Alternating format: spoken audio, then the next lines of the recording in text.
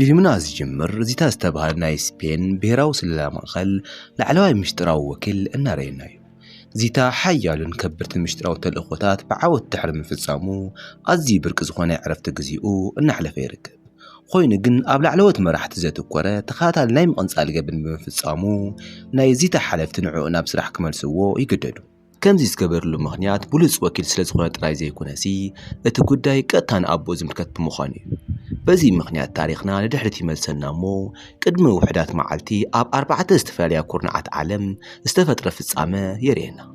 اتيك اداواي اب امريكا نيويورك زركب حدا بيت مذكر سنه طباب حنت سبيتي اب حدا العلواي درجه زلو مرئت سنه طباب مستساتفت اب وشت شنت بيت بمشتر تقتل قصيلو أبانا ما زركب هنصا حدا ما أخلي عدم زل سبأي نابيرو قدم مئتايو مس سدرابيتو بتحقوا سلكي نقاقر دحرز توصن دقايق جن كم ثلاث راحتني استخدنك أتالي عفينو هيوتي يحلفو إتسال سايبوتا أب تايلاند بانكوك انتخون ما نتسألت قبرت حانتا أدي نايت حانتي مشارقتا إيد حيزا نمزائي بحبار ناي من بار تسفأ أبي عينتاي نبب كوين جن إتناي تحقواس كزيهم بزو حيزنحن حدا مك بزقرب مساسي هاندبت توكسي قتلا أما ترشتا دما أب جابان طوكيو أمباسادر سبين كابتي دبلوماسيا وهنصاوزيو نامكينو ياتي نايتا مكينا قابينا مستعزي جن بزسن بدقاصلو هيوتي حلف إزي زحزن زينا دما بقلطوف نابس للام أخل سبين إما حلالف إتا حابريتا كرأ كله أتو مستقتل 4 يوم أب استفلالي بوتاتات تسرحو ترى سرحتانيتات يمسلو اتي حق جن كلهم اوبريشن مارس ابز بحال لعلوا مشتراو لوقت استساتفو ناي قدم لعلو توكيلات يمنيرو اتي لوقت مستودع جن 4 يوم اب حدا غزه كابتناي سلا سرعت بمدفع منتم قيروم نبزح عمتات ترى سفيدات كوينم نمنباري مرصو حجي تخات هالقتلت مفصامو حدا سب كون إلو نتم مساخر اتلوقت كلهم يطفوم كم زلو يرغاكس دايركتر CNI زخونت إلينا دما حدا قانات كونتات بمردا بقلطوفنات بوليس وكيل كتقلشت جمر اتساب دما بزي كازيتا كالإمان نم أي نبرن زيتا أبزوان كابت دقاو عالم ملؤ نملؤ رحقو سبين أبزر كبر حق علي أب عرفتي ركب أب حقو ذر رأي بزحات بسلاتات دما أب حد أوان زقبرونا هيوة الموتن الأخطتات أسر يرئيو زيتا نحلافيتو إلينا مسرخة بعد ما زرزر نايت قداي جنا كي سمعه اتلوقتو بقلص أي قبلني بل مخنياتو نبزح عمتات بزي مقرات مس أقل قلا زرخبو ناي حدا عمت فقاد جنا شد شور حت رأيت تقيم زلو كابزي بتوساخي عرفتو قديمو خق عرضو زي دليل وادنا مخنيات عدين مكن خاني عديو تذكر أب مسآن زتساقه نبعلاك تكنا خان زي تخليها بزي مخنيات دما أزقزا نعقو نعرفت تراي زي كونسي بسراح مخنيات رح يقوان زنبرو عمتات مكحاسي مس أديو زخونلو مشوا قدامي يخون برقت قداي أزيو تسلل زنبرا إلينا بقليلو تسفا يقرزت كاب سانتا حدا مشتراو فايل أوزيقا عبلت قرب إذا بمقامات بزعبا أتوب 4 قتلات مولو حابريتا تهبو 4 يوم قتلتات مس أوبريشن مارس ركب كم زلوهم تقلزلو اتي زقرم نقر دما اب تقلل داتابيس CNI بزعبا ات اوبريشن زغنا عيت مزقب اي نبر زفلت دما حموش تسليتي اب تلأختو كم تساتفو ترأي نيرو حجقن انكر زبهار شمز تقام حمشاي ساب كاب كلهم سرعتات ملؤ نملؤ طفيو بقلص كام زر اتسترفا نسو تراي كوينو دحر اتقتلت زلقاك انا مباري قصيلو حزو زل علامة نسيو زيتا دما يعنتو ابتي افوت زل سبعي مس عرفه بسنباده فتطيبل أبتز زرزر له حمشاي سب أبو كويني رغبو أبو زيتا جنا مستولده نبعلو كم زقات الأيو زئمنيرو كوينو جن زيتا نتسأل بسنبادة كريه كله إليناك السلا بمسارته اتوم السندات أبغاك المسلسة عمد برقص مويتي يتبلو انت خونا جن اتحكي مماتو نشفان استقبل الدراما عينيرو حدش من التواهب وكاب علم قليلو بخال اشم من بارك أزيليو زيتا دما شعو معالت مشت مس أديو كوفيلو اتو مستقلعو مشترات كلهم كابانك سمع تسفا يقبر انت خونا قن أديو منم كي تناقرت سغيلات ريو أديو بزقات أمانيت عنا سأقام ملو تذكرا تدمسيسيو ازي دما زيتا نزحالة حتى كلو زوهاب ملسي تسفا زغورز أيكونن زيتا دما بزقبا دحرم حسابو ناب حدا والسانة يبسح أبزا حلفو 3 عامتات قديفو نزغد أبقو نبح تكرخ بالو بصبحت نقولت الأختة بمقبال بينو ناب إمباس سبين قعزة يجمر እዚ ቦታ አቡ አንካርስ ንመወዳእታ ግዜ ክሰርሐሉ ዝነበረ ቦታ እዩ ኣብኡ ድማ ዚታ ንሓንቲ ሰራሕተኛ ዲፕሎማሲ ቀጥታ ናብ ቢሮ ብምእታይ ምርመሩ ይጅምር አንካርስ ኣብ ቀረባ ግዜ ዝበፅሖ ምስጢራዊ ደብዳቤ ወይ ከዓ ፓኬጅ ምህላይ እንተሓታ እታ ሰራሕተኛ ግን ኣቑሑኡ ብዙሕ ከም ዘይቀበል ርእሳ እናነቕነቐት ትነግሮ ኮይኑ ግን ኣብ ስመንጎ ሓደ ምስጢር ተውፅእ አንካርስ ሰበይቱ ሽጋራ ከም ዘትክኽ ክትፈልጥ ስለ ዘይደሊ ብዙሕ ግዜ ናብ ቢሮኡ ፓኬጅ ሽጋራ ይለኣኸሉ ከም ዝነበረ ክትናገር ከላ እዚ ተራ ዝመስል ዘርዝር ንዚታ ሽዑ ንሽዑ ቀልቢ ይስሕቦ ኣብ ውሽጢ እቲ ፓኬጅ ሲጋራ ዝተሓበአ መፍትሕ ይረክብ ብዘይ ምንም ጥርጣረ ካብቲ ኤምባሲ ወፂኡ ቀጥታ ናብቲ ናይ ሕጂ ብሕታዊ ኣድራሻ አንካርስ ይጓዓዝ ኮይኑ ግን ማዕጾ ተኸፊትሉ እታ ናይ ሕጂ ሰበይቱን እቲ ንእሽተይ ወዱ ነበሩ እዚ ማለት ድማ እቲ ቆልዓ ንዚታ ብኣቡኡ ሓዊ እዩ ንሱ ድማ ንባዕሉ ከም መርማሪ ብምልላይ ናብቲ ገዛ ይኣቲ በቲ ናታ ሰበይቲ መምርሒ መሰረት ኣቡኡ ንስራሕ ይጥቀመሉ ናብ ዝነበረ ክፍሊ ብምእታይ ኣብቲ መንደቕ ውሽጢ ዝተሓበአ ምስጢራዊ ካዝና ይረክብ ኣብቲ ፓኬት ሲጋራ ዝረኸቦ መፍትሕ ድማ ነቲ ካዝና ብትኽክል ይኸፍቶ ኣብ ውሽጢ ድማ ካብ ገንዘብን ስእሊ ስድራ ቤትን ብተወሳኺ ሓደ ምስጢራዊ ፍላሽ ይረክብ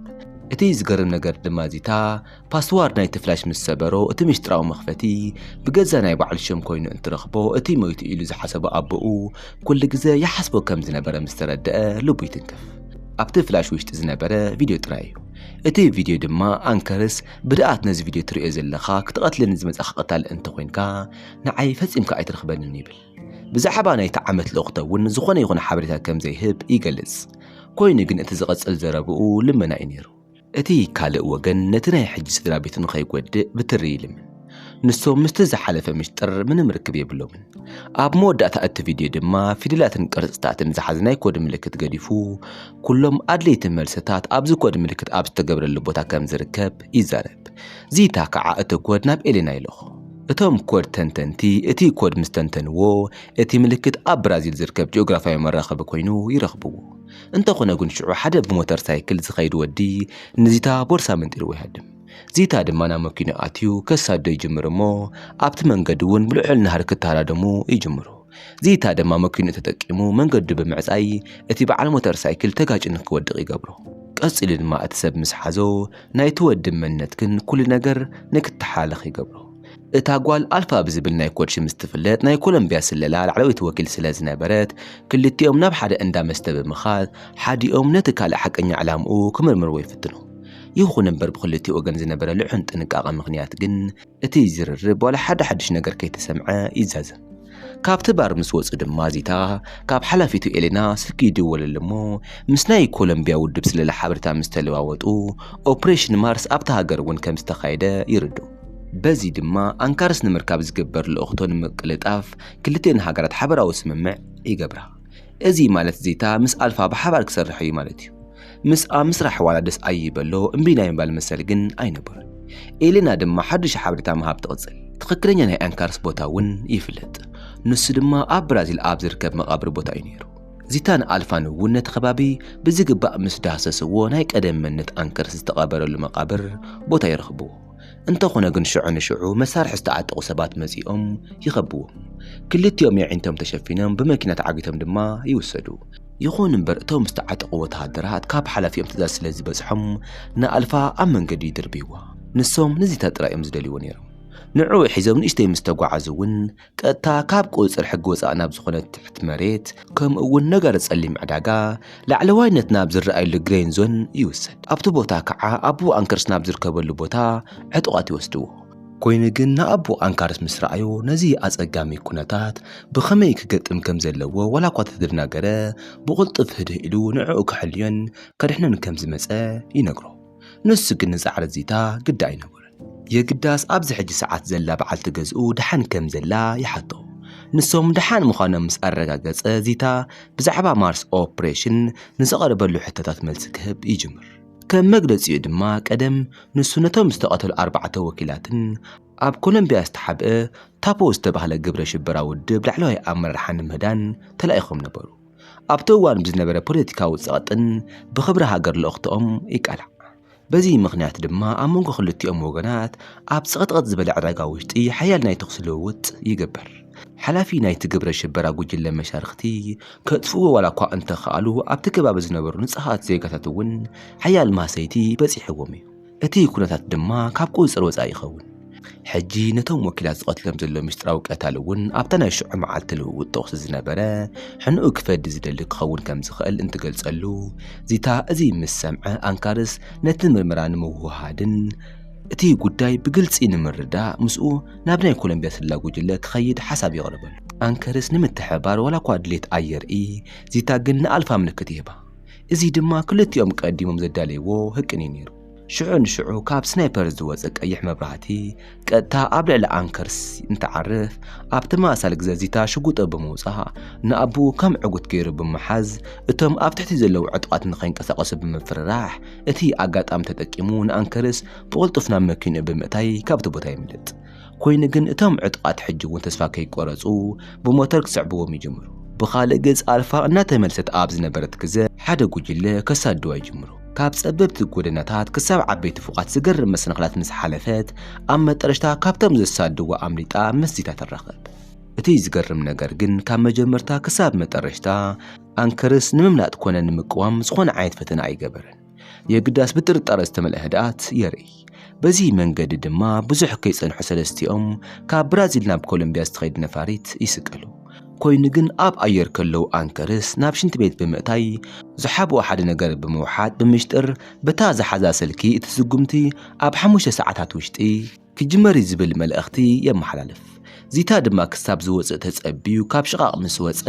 ብጥንቃቐ ዋላ እኳ እንተፈተሾ ዝኾነ ዓይነት ነገር ክረኽበሉ ኣይከኣለን።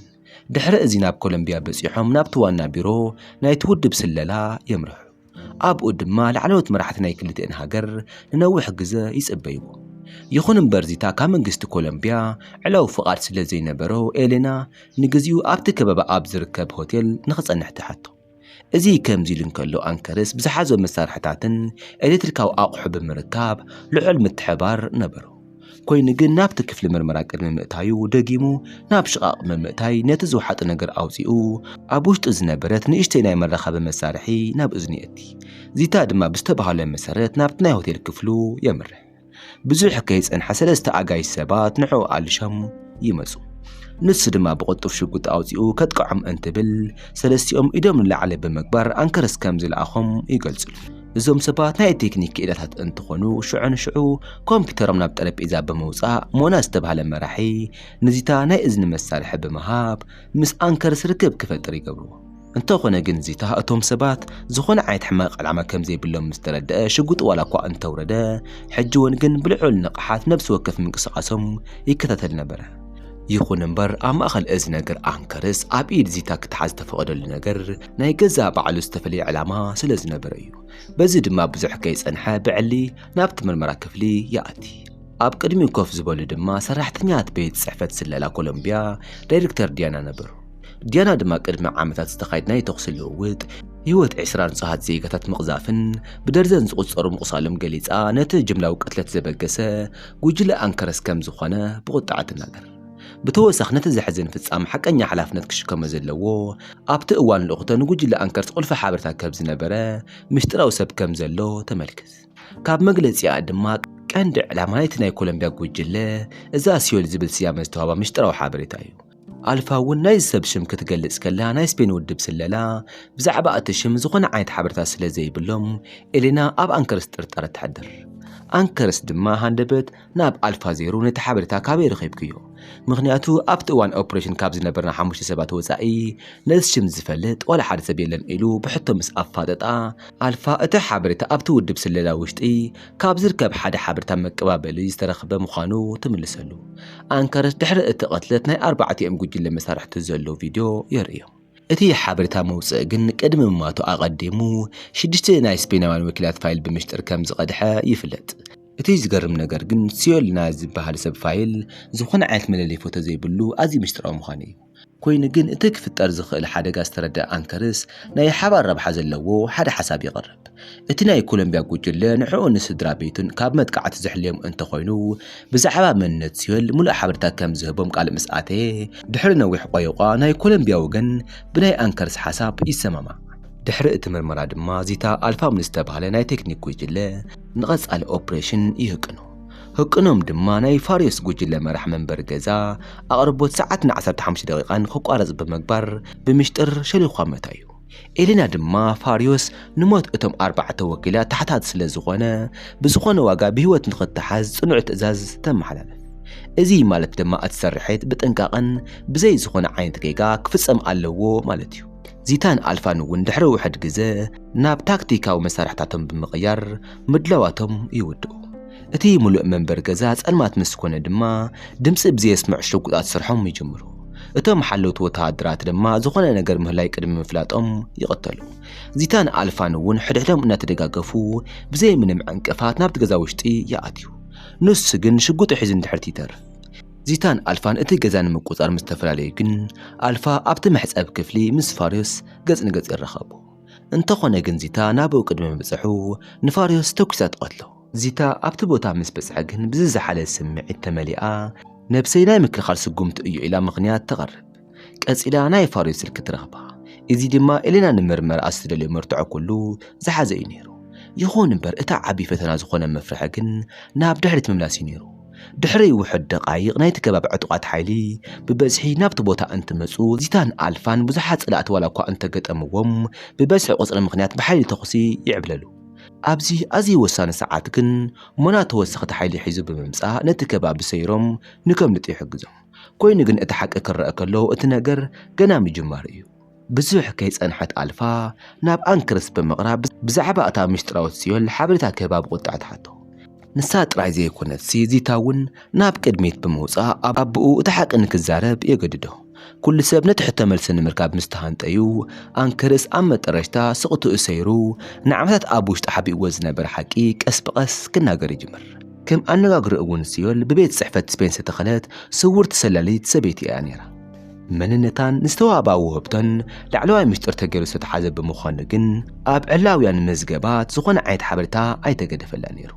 ትኽክለኛ ሽማ ድማ ሳራ ዝተብሃል ኮይና ኣባኣ ብግብረ ሽበራውያን ቴራፒ ስለ ዝተቐተለ ሳራ ነቶም ግብረ ሽበራውያን ኣዝያ ጸልኦም ነበረት ናይ ስፔን ስለላ ጉጅለ ዝሃቀኖ ድማ መርሐይ ናይቲ ግብረ ሽበራ ጉጅለ ሰበይቲ ብምስኣኑ ምኽንያት ንሳራ ከም ኣመንዝራ ገይሩ ናብኡ ከም እትቐርብ ብምግባር እንትኸውን ሓቀኛ መንነት ሳራ ምስጢር ንምሕላው ድማ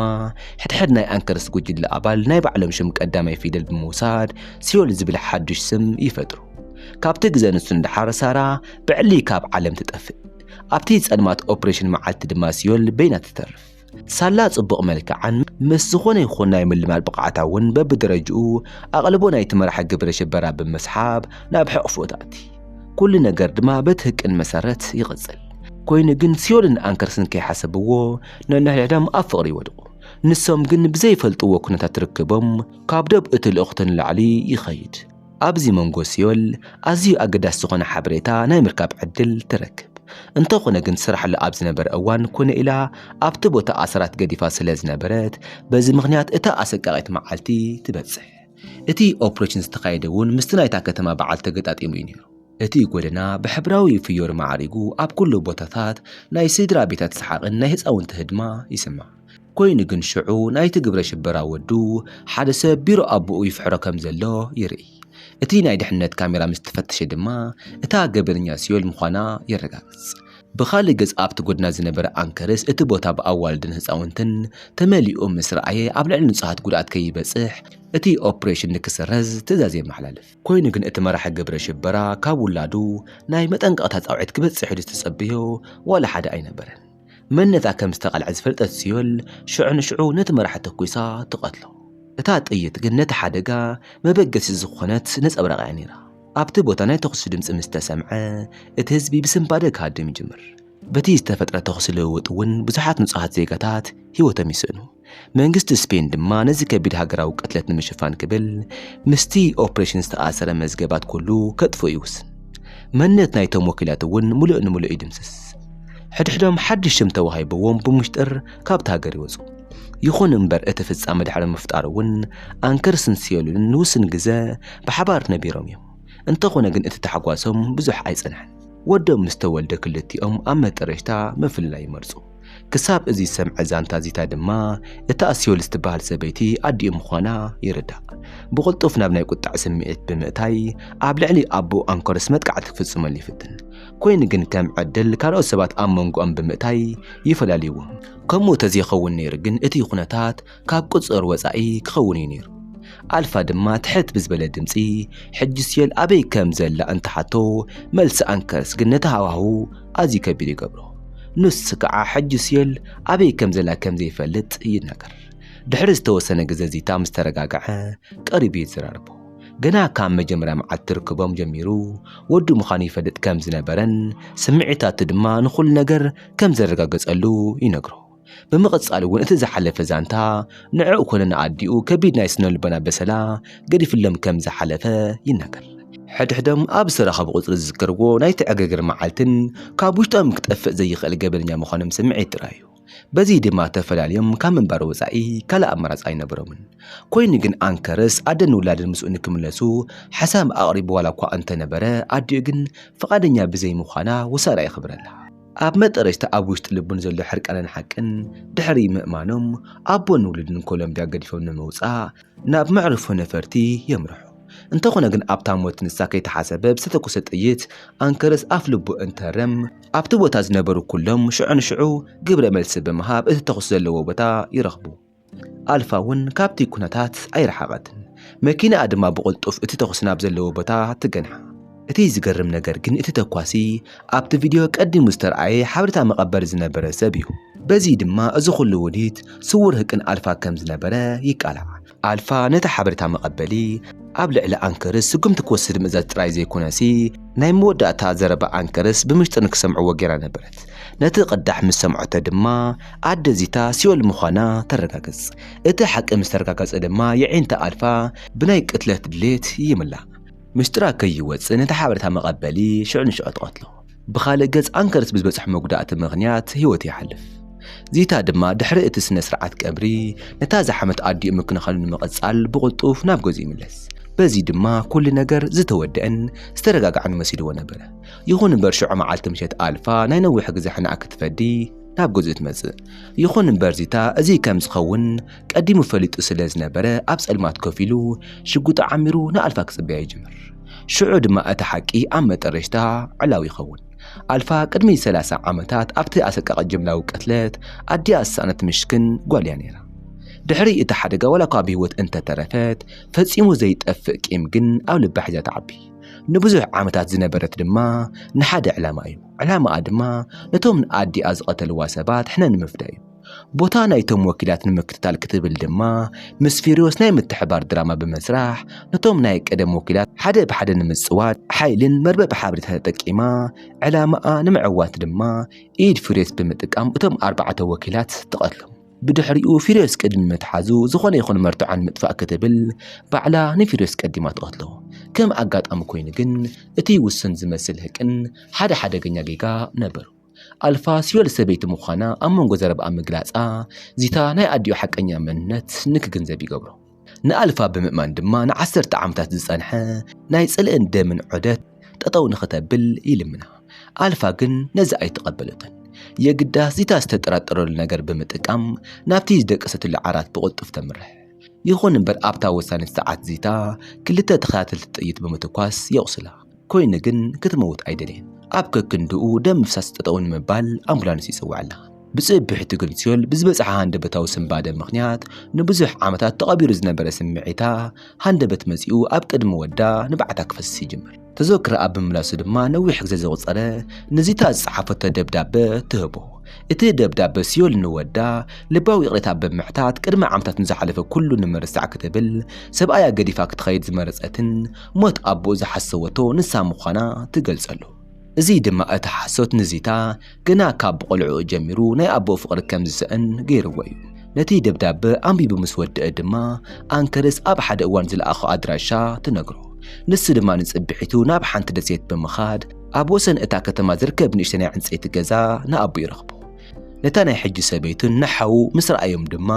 ኣብታ ሞት እቲ መዓልቲ ኣቦኡ ሕጂ እውን ብሂወት ምህላዩ ይገንዘብ أنكرس كابتا أرجت علم زل علم نطفاء قبل ناي حسد موت دراما أداليو نبره ناي فيلمنا تاريخون زيتا نبزح عمتات مستزرحة وأبقو داقماي ناي من رخب عد الرغيبو النار إينا فيلمنا وني ودا فتوات بيتسب ناي لما عند فيلمنا ون نزي مسل كساب بخالي فيلمنا الرخب ون سسنايو نعقم يخون